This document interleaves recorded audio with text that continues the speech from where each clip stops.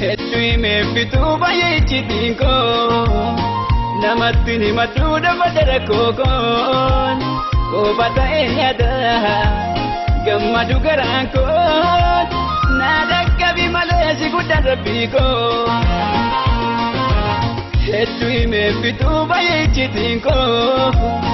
Namatini matuda badara kokon Obata enyada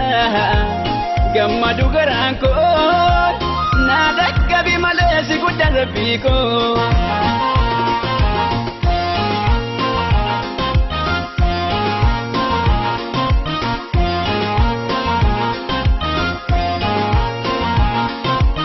Halkan kun bareedide